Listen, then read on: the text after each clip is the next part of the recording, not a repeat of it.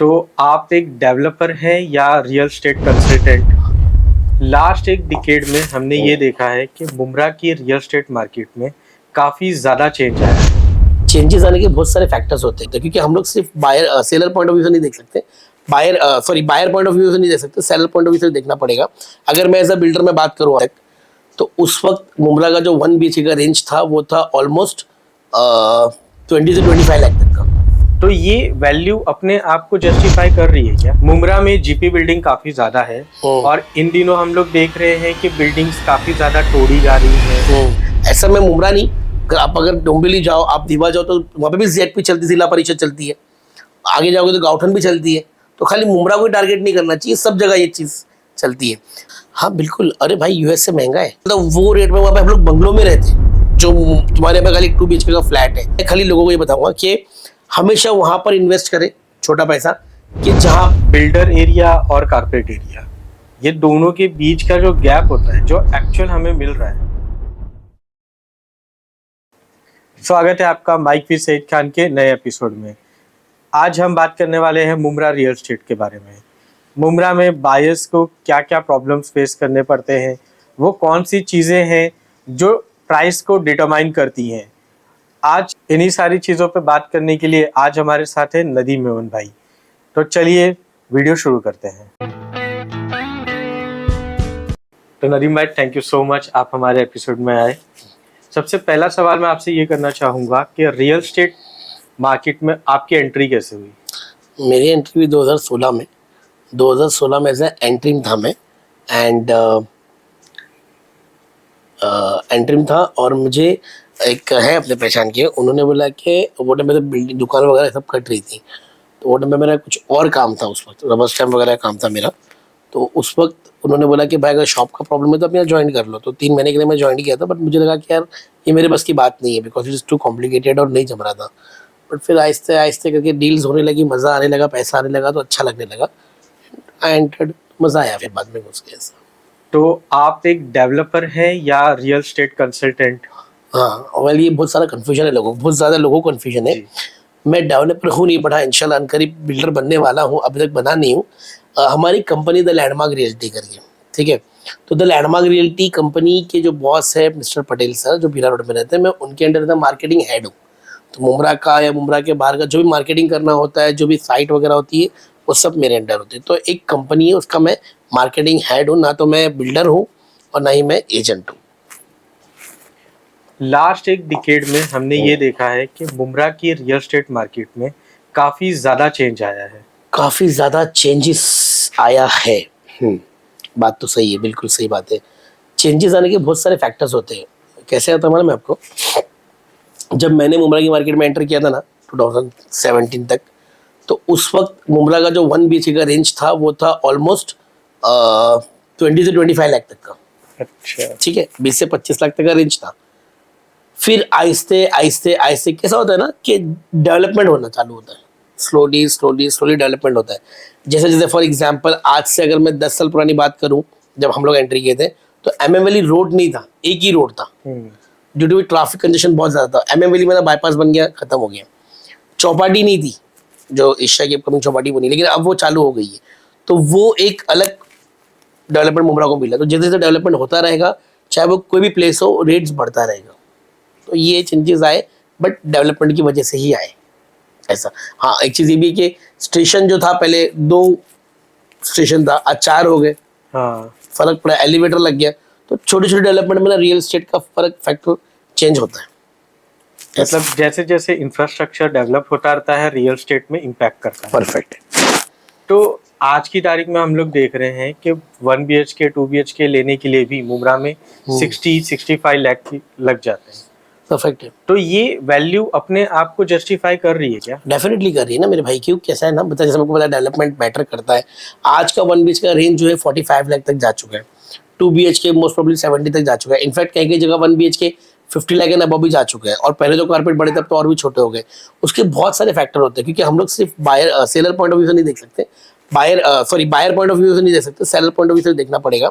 अगर मैं as a builder में बात करूँ आपसे तो बिल्डर के हिसाब से मेरे जो इंटरनली खर्चे होते हैं, फॉर एग्जाम्पल TDR होता है, FSI होता है, प्रीमियम होता है, CC होता है, इसका है ना एक अलग खर्चा होता है। तो जैसे जैसे ये बढ़ता है ना, जैसे जैसे ये खर्चा मेरा बढ़ता है, पहले फॉर एग्जांपल बता रहा हूँ, फॉर एग्जांपल मुझे ये एक बालकनी फ्री आ रही थी, तो ठीक है, I can afford it for 30-35 lakh तक, लेकिन अब उसका भी मेरे को चार्ज करना है, उसके लिए मेरे को प्रीमियम खरीदना पड़ रहा है। मैं एग्जाम्पल दे रहा हूँ, खरीदना पड़ रहा है, तो अब मेरा चार्ज बढ़ गया, तो at the end of the day किसको चार्ज पे करना पड़ता है? एंड कंज्यूमर को। तो यहाँ पर मेरे चार्जेस बढ़ेंगे, आपके चार्जेस बढ़ेंगे। जो प्रॉपर्टी मैं 2021 में 21 लाख में दे रहा था, कंप्लीट पैकेज 21 से 23 लाख लगभग जा रहा था, आज वही प्रॉपर्टी 40 लाख डिमांड कर रही है। और सबसे बेस्ट पार्ट ये है कि वहाँ पे फ्लैट्स भी अवेलेबल नहीं है। मुमरा में जीपी बिल्डिंग काफी ज्यादा है और इन दिनों हम लोग देख रहे हैं कि बिल्डिंग्स काफी ज्यादा तोड़ी जा रही हैं, या क्या रीजन है उसके पीछे? जीपी ग्राम पंचायत होती है ना जी। अभी क्या होता है, 90s के पहले पहले मुमरा में कॉर्पोरेशन नहीं था, तो ग्राम पंचायत वॉज लीगल। अभी हम लोग जब बात भी करते हैं, लोगों को बताते भी, तो इनडायरेक्टली यही बोलते हैं कि इलीगल बिल्डिंग है ग्राम पंचायत, क्योंकि अभी इसका पासिंग कहीं होता नहीं ना, ग्राम पंचायत क्या है, कुछ भी नहीं है। अब इसमें भी ना बहुत सारे फैक्टर्स आते हैं। अब फॉर एग्जांपल एक लैंड है, ठीक है ना, अगर अभी आपकी लैंड है क्या, और उस पर अगर मैं बिल्डिंग बना रहा हूँ, ठीक है, तो वो तो गलत ही हुआ ना, वो तो गलत ही हुआ। तो उस पर फिर आपने केस कर दिया, मैं एग्जांपल समझा रहा हूँ, केस कर दिया, उस पर फिर क्या होता है, आप अगर केस जीत गए तो गवर्नमेंट क्या करेगी, क्योंकि जो हमारी जस्टिस होती है ना, वो एविडेंस के तौर पे होती है, वहाँ पे इमोशंस नहीं चलते, वहाँ पे इमोशंस नहीं चलते। जस्टिस क्या बोलती है, आप एविडेंस प्रूफ करो कि आप ओनर हो, और आप एविडेंस प्रूफ दो आप ओनर, भाई मैं नहीं कर पाया, आपने कर दिया, तो आपके हक में गई, तो फिर वो दे देगी, भाई इनको खाली करके तोड़वा दो, क्योंकि जगह तो इसकी है।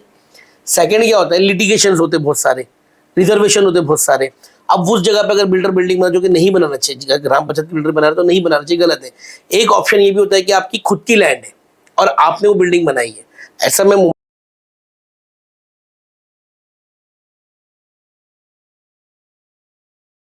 नहीं, आप अगर डोंबिवली जाओ, आप दीवा जाओ, तो वहाँ पे भी ZP चलती है, जिला परिषद चलती है, आगे जाओगे तो गाउठन भी चलती है। तो खाली मुमरा को टारगेट नहीं करना चाहिए, सब जगह ये चीज आते हो, ताकि कम रेट में लोगों तक पहुंचा सको, तो दैट्स गुड। लेकिन अगर आप किसी और की जगह पे बना रहे हो, रिजर्वेशन लैंड पे बना रहे हो, या रोड कटिंग वाली जगह पे बना रहे हो, तो फिर at the end of the day, और आज तक मैंने एक भी जीबी फ्लैट बेचा नहीं, आज तक नहीं बेचा। मुझे पहले ही पता होता है कि भाई ये आज ही तो कल ही तो परसों माइट भी हो सकता है कि प्रॉब्लम आवे। और भी ऐसी बिल्डिंग्स है जिनको नोटिस नहीं आया, उनको सिर्फ ये नोटिस आता है कि आप रिपेयर करो। तो जो बायर है at the end of the, हाँ ये जो हुआ ये नहीं होना चाहिए था, एटलीस्ट उनको कोई और प्रोविजन देना चाहिए था, उनसे बात करना चाहिए था। अगर वहाँ से ऑर्डर आया जो भी है, तो यहाँ के कॉर्पोरेशन का काम था कि लोगों को समझाए बताए। इतनी बारिश में लोगों को निकाल के ये जो हुआ ये गलत हुआ, ये नहीं होना चाहिए था, ये बिल्कुल गलत हुआ। बट मैं बायर से भी रिक्वेस्ट करूंगा कि कहीं भी प्रॉपर्टी लो, कहीं भी लो, 10 लाख भी आज गरीब के लिए बहुत बड़ा पैसा होता है ना, 10 लाख रुपया। तो अगर आपको लग रहा है कोई 10 लाख में घर दे भी रहा है, तो मैं, चाहे वो मैं खुद क्यों ना हो, तो मैं चाहता हूँ कि आप आए, बैठे, चीज़ों को समझे, उसके बाद उसमें हाथ डालें, 4 से मशवरा करें, हो जाएगा। बट डायरेक्ट जाना, अच्छा 10 लाख जमा वाला मैं दिला डालता हूँ, फिर आपने लगा कि उसको बेचारे को फंसा दिया, ये चीज़ गलत है, ये चीज़ नहीं होनी चाहिए। तो ये तो मतलब सेलर पॉइंट ऑफ व्यू से हम लोगों ने देख लिया। बायर पॉइंट ऑफ व्यू से बायर ऐसा क्या करे कि उनके साथ ये प्रॉब्लम आगे फेस ना हो? बायर ऐसा क्या करे जिसके साथ ये प्रॉब्लम आगे फेस ना हो? जैसे मैंने बताया ना अभी आपको कि बायर्स का काम क्या होता है। अब एग्जांपल, आप बायर है, फॉर एग्जांपल आपको प्रॉपर्टी लेना है, तो आपने 4-5 इन्फ्लुएंसर की रील देखी, जिसमें मैं भी एक आ गया, आपने देखा, ठीक है। अब आप क्या करोगे कि भाई ये प्रॉपर्टी फोन किया, चेक किया, आपने साइट विजिट लिया, साइट विजिट किया, उसके बाद जो भी CC रेरा वगैरह था आपने वो चेक किया, उसके बाद फिर क्या होगा कि भाई अपने बिल्डर का एक बार बैकग्राउंड देख लिया, इन्होंने कितनी बिल्डिंग पहले डिलीवर की है, इनका बैकग्राउंड क्या है, नए बिल्डर है, पुराने बिल्डर है, इनका ऑलरेडी काम कैसा है। उसके बाद अगर आपने एक बार बिल्डर का बैकग्राउंड चेक कर लिया, उनको लग रहा है कि हाँ भाई ये सही चीज़ है, अच्छी चीज़ है, और इन्होंने ऑलरेडी डिलीवर कर चुका है, तो डेफिनेटली क्या होता है, हमारे में बहुत बार भी ना सिर्फ GP नहीं, TM से भी प्रॉब्लम आती है, कॉर्पोरेशन में प्रॉब्लम आती है, लेकिन वो कॉर्पोरेशन के एंड से आती है, बिल्डर के एंड से नहीं आती है। आज भी मुंबई में बिल्डिंग रेडी है, लेकिन OC नहीं आ रहा है, आपने चेकिंग भी किया, सब कुछ किया, फिर भी नहीं आ रहा है, क्योंकि वो कॉर्पोरेशन ने नॉर्म्स चेंज कर दिया। तो बायर पॉइंट ऑफ व्यू से मैं यही बोलूँगा कि भाई आप पहले प्रॉपर चेक कर ले कि बिल्डर कैसा है, सबसे इंपॉर्टेंट। अगर मैं कहीं घर लेने जाऊँगा ना, प्रॉपर्टी के पेपर तो ठीक है, CC रेरा वगैरह, बिल्डर कैसा, इनकी ऑलरेडी कोई डिलीवर बिल्डिंग है क्या, वो इतना कैपेबल है क्या, अगर मार्केट में फ्लैट सेल हो तो खुद बना सकते हैं क्या, ये बहुत इंपॉर्टेंट फैक्टर है सेलर के लिए चेक करना, सॉरी बायर के लिए चेक करना। कोविड के बाद रियल एस्टेट मार्केट में क्या चेंज आया है? अरे कोविड तो बहुत अच्छा था हमारा, पता है आपको? कोविड 2020 दिसंबर में मैंने शायद उससे पहले कभी उतने फ्लैट नहीं बेचे जितने कोविड में मुंब्रा में फ्लैट बिक गए। Covid was game changer, believe me. मेरे ऐसी प्रॉपर्टी थी जो इतने सालों में नहीं बिक रही थी, मगर कोविड के बाद फट फट फट लोगों ने फ्लैट लेना चालू कर दिया। तो उसका इम्पैक्ट बहुत अच्छा आया, सब बिल्डर्स को आया रहेगा। आई थिंक 2020 दिसंबर की मैं बात करूंगा, मैंने शायद उस ड्यूरेशन में दिसंबर के अंदर ही रिकॉर्ड होगा 29-30 फ्लैट सोल्ड आउट किया था अलग अलग लोकेशन पे। तो उसके बाद बहुत ड्रास्टिक चेंजेस आए और अच्छा हुआ रियल एस्टेट का मार्केट। तो मेरे लिए तो नजदीक अच्छा ही हुआ, मतलब हो सकता है कि जो छोटे छोटे बजट के हो, क्योंकि उस वक्त आई थिंक 22 लाख 23 लाख या 30 लाख के अंदर था, तो लोग फटाफट लेना चालू कर दी कोविड में। तो रियल स्टेट मार्केट की जब बात करते हैं तो ये मार्केट एक ऐसा है कि ये बहुत वाइड बिजनेस भी है और नेसेसिटी भी है। लोग यहाँ पे हाउसिंग के लिए भी लेते हैं, कुछ लोग इन्वेस्टिंग के लिए लेते हैं। तो अभी मैं ये देख रहा हूँ कि मुंब्रा बहुत लोगों के लिए एक इन्वेस्टमेंट का हब बन गया है। मुंब्रा अब नहीं, पहले से इन्वेस्टमेंट हब ही था, पहले भी इन्वेस्टमेंट हब था और अभी भी है और आगे भी रहेगा। देखिए रियल एस्टेट जो होता है ना, वो डिमांड एंड सप्लाई का खेल होता है, ठीक है। डिमांड्स जो है, मुंब्रा की जो डिमांड्स है ना, वो अनलिमिटेड है। क्यों, कैसा? अब फॉर एग्जांपल, क्योंकि मुंब्रा इज अ मुस्लिम गेटो, है ना, मुस्लिम गेटो है, हमारी तादाद थोड़ी ज़्यादा है यहाँ पे। तो अब बॉम्बे से जब बंदा निकलता है तो he will first prefer Kurla, but Kurla is out of his budget, so now he will migrate to Mumbra, बराबर। अब मुंब्रा ऐसा है कि अगर कुर्ला में 1 BHK लेगा तो 80 लाख में 1 BHK, 1 करोड़ में 1 BHK, वहाँ पे मुंब्रा में शायद वो 2 ले सकता है। तो हमेशा से मुंब्रा टारगेट ही रहा है इन्वेस्टर्स के लिए, क्योंकि यह मुंब्रा का जो इन्वेस्टमेंट पॉइंट ऑफ व्यू से अगर आप देखोगे ना, तो इससे अच्छा आपको ROI वापस कहीं मिलेगा भी। प्रॉपर्टी भी सस्ते में मिलती है और एट द सेम टाइम आपको जो रिवर्ड आता है वो भी अच्छा आता है। शायद ही वो कहीं बड़ी जगह पे आएगा। बड़े बड़े बिल्डर्स क्या करते हैं, उनमें आपसे वो रेट लेंगे जो 5 साल बाद का होता है, और जो मुंब्रा के बिल्डर्स है वही रेट लेंगे जो आज का है। जैसे मैंने आपको अभी बताया था, मैंने 2021 में आफ्टर कोविड 2001 आई थिंक 23-21 में लगभग कुछ फ्लैट बेचा था। आफ्टर 4 ईयर 40 लाख के आसपास टच हो चुका है। मर्जी में तो 35 लाख तो आ ही रहा है। तो इतना बड़ा चेंजेस शायद ही आपको कोई बहुत बड़े ब्रांड में भी देखने नहीं मिलेगा। तो हमेशा से Mumbra point of view invest. और जहाँ तक रहने का सवाल है, आज का दौर जो चल रहा है ना, आज का दौर हर रिलीजन वाला चाहता है कि हम अपने वालों के साथ रहें, so that we can be secure. तो मुंब्रा अल्हम्दुलिल्लाह बहुत अच्छा है। And housing point of view से तो बेस्ट है। मुंब्रा में भी सप्लाई बढ़ चुकी है और एज यूजुअल डिमांड तो बढ़ता ही है मुंब्रा का। और अगर कोई इन्वेस्टमेंट पॉइंट ऑफ व्यू से भी मिलता है ना, तो वो तो बहुत अच्छी चीज़ है। इंडिया के रियल एस्टेट को आज की तारीख में लोग दुबई के रियल एस्टेट के साथ भी कंपेयर करते हैं। दुबई अभी बूस्ट हुआ है रियल एस्टेट में। दुबई पहले, आज से पहले शायद 15 साल 20 साल पहले नहीं था, लेकिन इंडिया वाज एवरग्रीन। पहले से मुंब्रा रियल एस्टेट में बूस्ट था। मुंब्रा इंडिया के जो बिल्डर्स है, बड़े बड़े जो टाइकून्स है बिल्डिंग्स में, तो उनका आप जैसे फॉर एग्जांपल अगर आप नेपेंसी रोड चले गए या आप वालकेश्वर साइड चले गए, तो आपको 1 BHK 2 करोड़ 2.5 करोड़ के आसपास चला जाता है। और अगर मैं कंपेरेटिवली देखूँ ना, कंपेरेटिवली तो इंडिया में अगर एग्जाम्पल एक बंदा आया था मेरे पास, ही वॉज हैविंग 1 करोड़ रुपया, ठीक है भाई, मेरे पास 1 करोड़ रुपया है, मुझे प्रॉपर्टी चाहिए, कहाँ लूँ मैं? आई सेड के भाई यहाँ पर मिलेगा, वहाँ पर मिलेगा। समवन सजेस्टेड हिम के भाई दुबई में ले लो, है ना, दुबई में ले लो। अभी 1 करोड़ में यहाँ ले लो, बेटर दुबई में ले लो, आपको वो क्या बोलते हैं, गोल्डन वीज़ा भी मिल जाएगा और प्लस ये भी हो जाएगा, प्लस वो भी कि वहाँ पर टैक्स भी नहीं है ऐसा वैसा। तो लोग वहाँ पे जो अभी जो 2-5 करोड़ रुपये रखते हैं ना, तो वो लोग दुबई ही डाइवर्ट कर रहे हैं अपने पैसे को, जस्ट बिकॉज के यहाँ पे टैक्सेशन हायर साइड है। स्टैम्प ड्यूटी, रजिस्ट्रेशन, GST, ये सारी चीज़ें बहुत बड़ा लेवल रोल प्ले करती है। तो बड़े बड़े टाइकून्स हैं करोड़ से अबाव, वो लोग दुबई ही प्रीफर करें as compare to India. Dubai का मार्केट बूस्ट है। इसके बाद जो मार्केट बूस्ट होगा वो सऊदीया का होगा। अच्छा, हाँ, दुबई के बाद सऊदी आने वाला है। सऊदी का डेवलपमेंट जो इंफ्रास्ट्रक्चर है बहुत नेक्स्ट लेवल पर जा रहा है, तो लोग डाइवर्ट हो रहे हैं दुबई की तरफ। बट अच्छा है, दुबई इज गुड ना।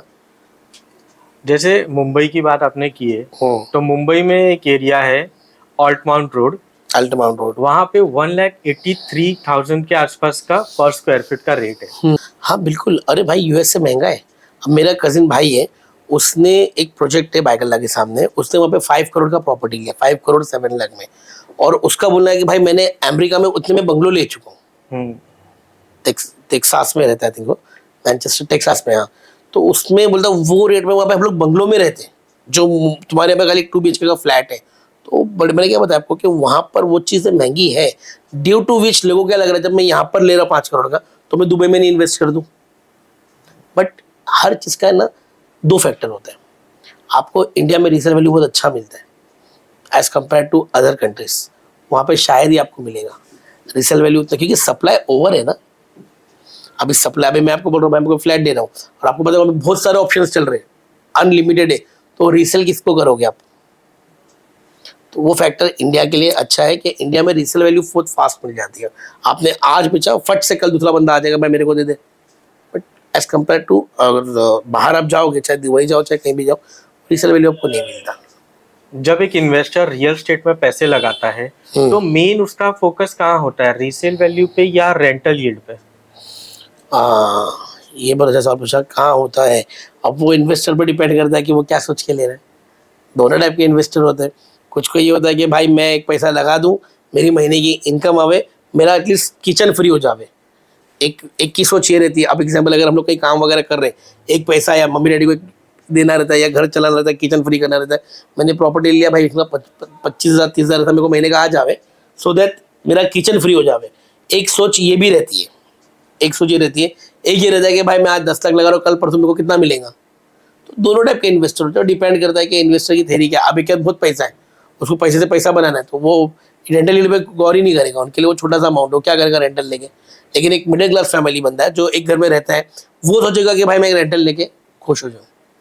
मतलब ये डिपेंड करता है कि आप शॉर्ट टर्म में जा रहे हैं या लॉन्ग टर्म। बायर पे डिपेंड करता है। दोनों टाइप के लोग होते हैं और दोनों भी सही है। अगर लॉन्ग टर्म इन्वेस्टिंग है तो रेंटल यील्ड में ज्यादा प्रॉफिट है। परफेक्ट। अभी मैं आपको एक बात बोलता हूँ, 90s में मुंब्रा में क्या वैल्यू होगा आपके हिसाब से 1 BHK का? 90s में उस वक्त टीएमसी का तो इतना वो था नहीं, तो फिर भी अगर टीएमसी में भी देखेंगे तो मुझे लग रहा है 10 लाख में आ जाता होगा, है ना। मैंने फॉर एग्जांपल 2007 में ना 2.5 लाख रुपए 1 BHK लिया था। 2007 की मैं बात कर रहा हूँ, 2.5 लाख रुपए में। अब मेरे को 2.5 लाख में घर मिलेगा क्या? इलीगल में मिलेगा क्या? अब तो मुझे नहीं लगता कहीं नहीं मिलेगा। अब कैसा होता है मालूम है भाई, लोग है ना मूव ऑन करना चालू करना चाहिए। उस वक्त अगर आप 90s में देखोगे ना, तो ट्रैवलिंग बहुत डिफिकल्ट था। हाँ। बहुत, मुंब्रा में 1 घंटे में एक ट्रेन आती थी, शायद पीसीओ भी नहीं था, बहुत जंगल था। तो बॉम्बे वाले लोग क्या प्रीफर करते थे, मुंब्रा कौन जाएगा भाई, मुंब्रा, अरे बाप रे Mumbra, it was like Mumbra. और अभी 2020 में मैं कुछ सोचा था कि इतना आसानी से आप मुंब्रा टच कर सकते हो। अभी अगर मेट्रो वगैरह चालू होगी तो जब पौने घंटे में मुंब्रा पहुंच जाओगे। आज तो मुंब्रा से बॉम्बे जाना कोई बड़ी बात नहीं, आपने 4 बार टैक्सी वाले दिन में 4-5 बार जाके आ जाते हैं, वेरी इजी।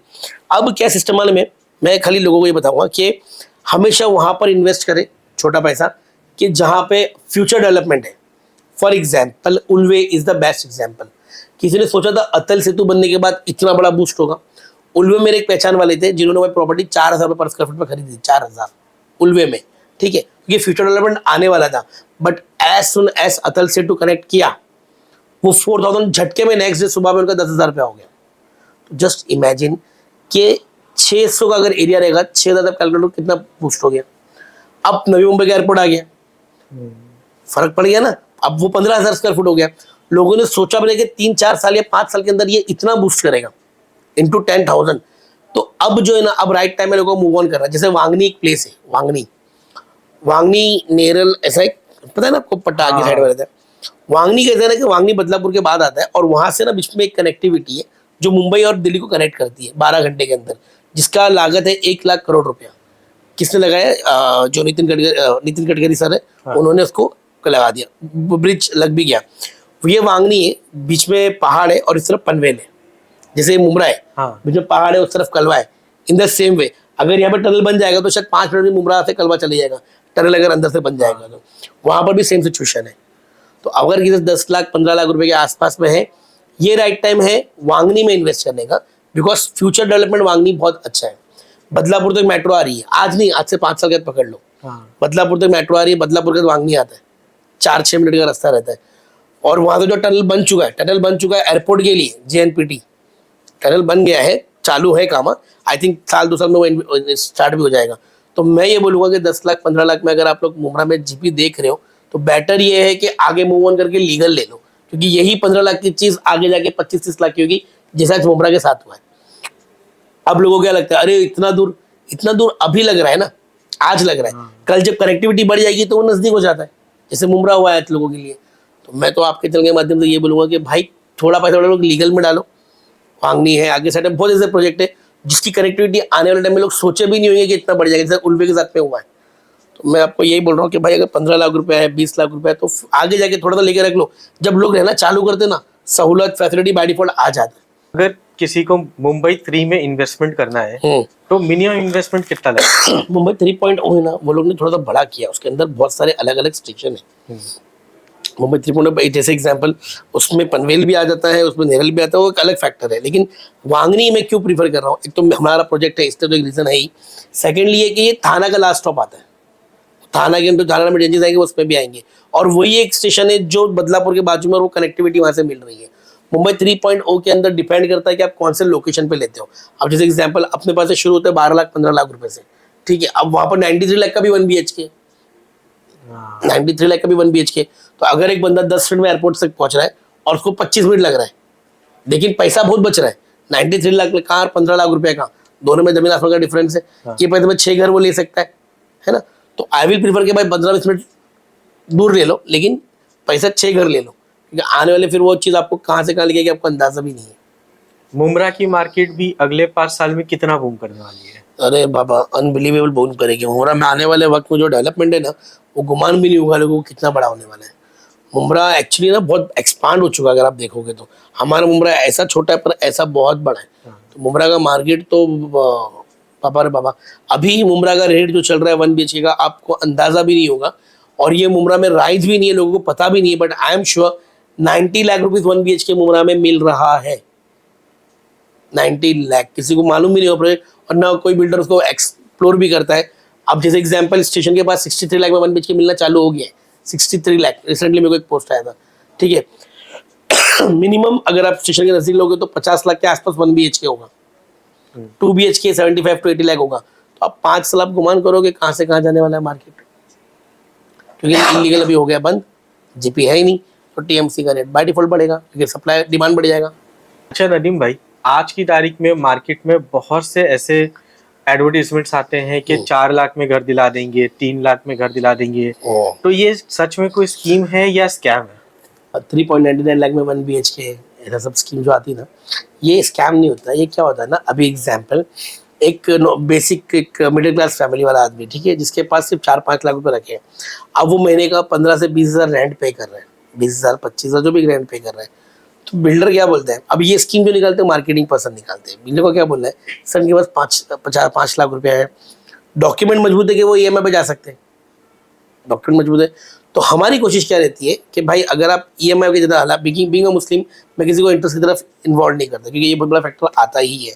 तो मैं कभी किसी को फोर्स नहीं करता। If you can afford it without interest you can go ahead.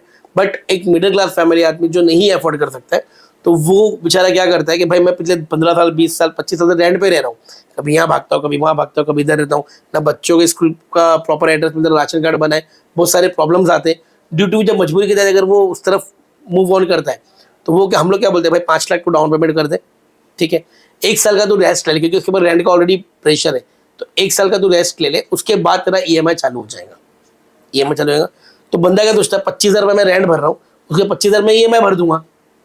अल्लाह ना करे, 100 मरतबा अल्लाह ना करे, कल को मेरा कुछ आगे पीछे हो भी गया। अब क्योंकि इन लोग का जो EMI होता है बैंक का, उसमें इंश्योरेंस भी कवर होता है, तो कम से कम वो फैमिली की छत तो सर पे रहेगी। अदरवाइज क्या होता है, अगर आप रेंट के चले गए तो आपसे सहानुभूति कोई कितना यूज करेगा, कोई कब तक देगा, कोई मकान मालिक आपको रखेगा बिना रेंट दिए, कोई नहीं रखने वाला। तो कोशिश रहती है, किसी को फोर्स नहीं किया जाता है। मुमरा में ये बेनिफिट मिलता है कि बिना इंटरेस्ट के आप घर ले सकते हो। तो अगर मुमरा वालों के लिए ये बहुत अच्छी बात है। बट आउट ऑफ मुमरा अगर आप सोचोगे तो शायद ये पॉसिबल है। वो स्लैब वाइज पेमेंट इधर आपको देना होता है, जो हर कोई अफोर्ड नहीं कर पाता है, या फिर आपको लोन का ऑप्शन लेना होता है।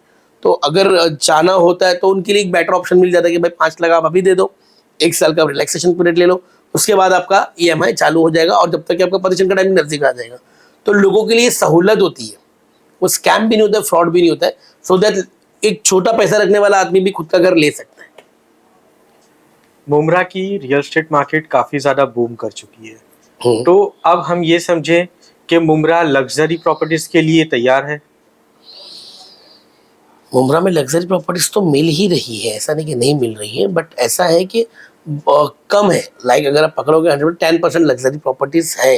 जैसे मैंने आपको इशारा भी दिया कि 90 लाख तक का प्रॉपर्टी पहुंच चुकी है, तो बड़ा ऑफ लग्जरी होगी वो। अब यहाँ पर जो फ्लैट लेने का सोच के आते हैं वो ये सोच के आते हैं कि हमको सबसे सस्ते में यहाँ प्रॉपर्टी मिल जाएगी। तो लग्जरी सेगमेंट अगर चालू हो तो गया है, बट वो बहुत मिनिमम जगह पे है। हायर साइड पे आप जाओगे तो आने वाले वक्त में, अब जैसे एग्जांपल 2-4 प्रोजेक्ट ऐसे हैं कि आप जब अंदर घुसोगे ना आपको लगेगा अरे वाह क्या मस्त जगह है।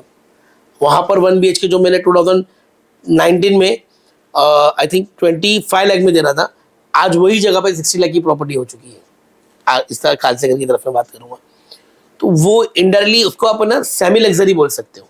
मतलब अंदर उन्होंने एक लाइक प्रेयर रूम दिया है, स्विमिंग पूल दिया है, जिम दिया है, ऐसी बहुत सारी दिया है। बट इसके अलावा अगर आप वो हाई साइड लग्जरी की बात करें जिसमें डॉग पार्किंग भी आती है, योगा रूम भी आता है, तो मुमरा अभी तक फिलहाल उसके लिए रेडी नहीं है, वो चीज़ के लिए नहीं रेडी है। रेरा का बायर और सेलर्स पे क्या इम्पैक्ट होता है? इसके तो बहुत सारे पहलू है। देखो रेरा एक अथॉरिटी है, ठीक है ना, कि भाई हाउसिंग में अगर आपका प्रोजेक्ट बना रहा तो आपको रेरा नंबर लेना पड़ेगा जी, बहुत ज़रूरी है। और लोगों को ना एतमाद बैठ गया, अच्छा रेरा नंबर है तो प्रोजेक्ट लीगल है, अच्छा आपके पास रेरा नंबर है भाई, रेरा अप्रूव्ड है, टेंशन खत्म, एक अश्योरिटी आ जाती है। एश्योरिटी है। तो बिल्डर्स के लिए भी इसका बेनिफिट हो गया, बायर्स के लिए भी हो गया। जो पहले बहुत ज़्यादा बिल्डर चीट कर सकते थे, अब उसकी जो तादाद है वो कम हो गई है। पहले तो भाई आपको मालूम ही नहीं कि बिल्डर कौन है क्या पे, आप रेरा नंबर डालो, आपको बिल्डर का फोटो, उसका घर का एड्रेस, उसका अकाउंट सब आ जाता है। तो सेलर के लिए ये एक बेनिफिट हुआ है, सॉरी बायर्स के लिए खरीदने वालों के लिए बेनिफिट हुआ है कि भाई उसको पता है वो किससे घर ले रहा है। सेलर पॉइंट ऑफ व्यू के लिए भी ये किया है कि भाई उसको तंबी होती है ऊपर से कि भाई कर काम कर वरना तेरे पे ये लगे पेनल्टी लगेगा। बट पर्सनली एंड फ्रैंकली मैं बोलूँ तो रेरा का जो होना चाहिए था ना, जो इम्पैक्ट आना चाहिए था, वो अब तक वैसा नहीं दिखा। अभी अगर कोई प्रोजेक्ट लेट भी हो रहा है रेरा की तरफ से तो रेरा उसको फाइन मारता है, बट खुद के लिए मारता है। होना क्या चाहिए भाई, फाइन मारा तुम कस्टमर को रेंट चालू करो, कस्टमर्स को कुछ प्रॉफिट मिले उसका। तो वो कॉन्क्रीट जो होना चाहिए, हालांकि उनके नॉर्म्स है बट वो कॉन्क्रीट नहीं है वैसा। बट हाँ इसके और भी इफेक्ट आते हैं, जैसे बिल्डर का अगर कुछ इशू है, कॉर्पोरेशन से इशू आ गया, सीसी ही नहीं मिल रही आगे, रेरा वहाँ से प्रॉब्लम आ गया, तो रेरा का वो एक बेनिफिट उसको मिल सकता है। बट हाँ ये है कि रेरा आने के बाद बायर्स के लिए थोड़ा सा अच्छा हो गया कि भाई नंबर भेज दो, पहले क्या होता था पूरी मास्टर फाइल उठा के भेजनी पड़ती थी, अभी रेरा नंबर दे दो तो we can find out in the Google कि भाई हाँ बिल्डर का ये चीज़ें हैं, ये इतना फ्लैट बिक चुका है, ये इतने, तो MahaRERA is actually useful. But ये है कि कंक्रीट जो वर्क होना चाहिए था उस पर थोड़ा सा अभी भी काम होना बाकी है, what I personally feel. Mumbra में डेवलपर्स पॉइंट ऑफ व्यू से अगर हम देखेंगे तो कौन सा सबसे बड़ा इशू उनके सामने आता है? मुमरा के डेवलपर्स तो बहुत अलग अलग डेवलपर्स हैं और सब एक से बढ़कर एक है, कुछ अच्छे तो कुछ बहुत अच्छे, है ना, बुरा नहीं बोलना चाहिए किसी को। बराबर। और इश्यूज क्या आते हैं, अब सबके इश्यूज अलग अलग होते हैं। किसी को लैंड नहीं मिलती तो लैंड मिलती, किसी को क्लियरेंस नहीं मिलती, किसी को क्लियरेंस नहीं मिलती तो किसी को फिर वो टीडीआर नहीं मिलता, किसी को टीडीआर, तो सबके अपने पर्सनल इश्यूज रहते हैं। बट ये है कि मुमरा के बिल्डर सब उतने अच्छे नहीं हैं और सब उतने बुरे भी नहीं हैं, कुछ अच्छे हैं कुछ बुरे। और हर बिल्डर को अपनी सबसे बड़ा प्रॉब्लम मुझे तो लगता है सेल्स की तो नहीं आती होगी, इतना पक्का है। कौन सी प्रॉब्लम नहीं आती है, वो है सेल्स की नहीं आती, क्योंकि अगर सेल्स की आई होती तो शायद हर प्रोजेक्ट में हम लोग दिखे होते। हाँ हम वहाँ दिखते हैं जहाँ पे सेल्स का प्रॉब्लम आता है, सेल्स का प्रॉब्लम तो नहीं आता है, तो कौन सा प्रॉब्लम आता रहेगा, क्लियरेंस का, टीडीआर का, एनवायरनमेंट का, यही प्रॉब्लम आता रहेगा और क्या प्रॉब्लम आता रहेगा। और बायर्स को क्या तकलीफ हो रही है? बायर को तकलीफ कभी कभी होती है कि प्रोजेक्ट पोजीशन लेट हो जाता है और लाइक ओसी मिलने में लेट होने की वजह से। देखो हर जगह प्रोजेक्ट की वजह जिम्मेदार बिल्डर नहीं होता, हर जगह पे नहीं, और सब जगह पे बिल्डर ही जिम्मेदार होता नहीं, कुछ जगह पे बिल्डर भी जिम्मेदार होते हैं। बट कुछ जगह पे जैसे एग्जाम्पल एक प्रोजेक्ट बिल्डर रेडी करके रख चुका है, project is completely fine okay, but due to OC, occupation certificate को बोलते हैं, वो कॉर्पोरेशन में अटक गई है। अब वो जब तक ही नहीं आएगी तुम्हारा प्रोजेक्ट, अब बायर को क्या लगता है यार प्रोजेक्ट तो रेडी, हमको चाबी दे दो ना। बट उनको ये नहीं समझता कि भाई आपने टीएमसी का पैसा दिया है तो लेट ओसी कम फर्स्ट, इतना आप 4 साल रुक गए, 4 महीना और रुक जाओ, ओसी आएगा तो आपके प्रोजेक्ट की वैल्यू भी बढ़ जाएगी और प्लस आपका रीसेल वैल्यू बढ़ जाएगा और आपका आप टीएमसी में रहते हो।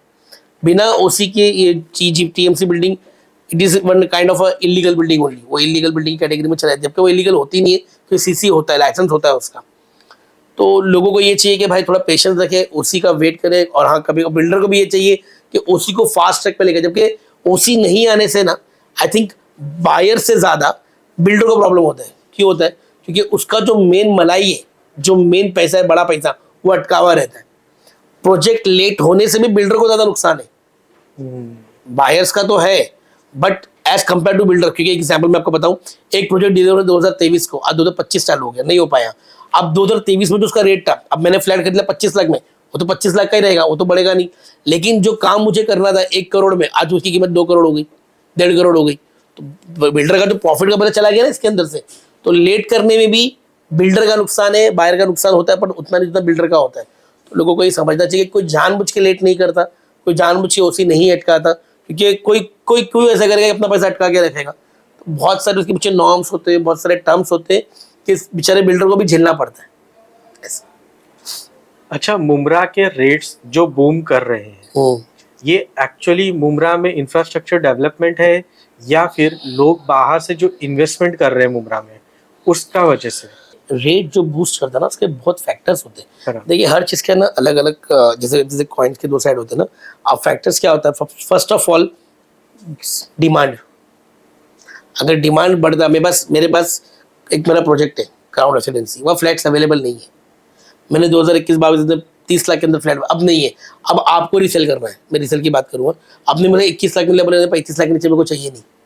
तो वो एक रीज़न होता है रेट बूम करने का, कि अभी आप 35 बेच रहे, आपका देखिए सब 35 से बेचेंगे।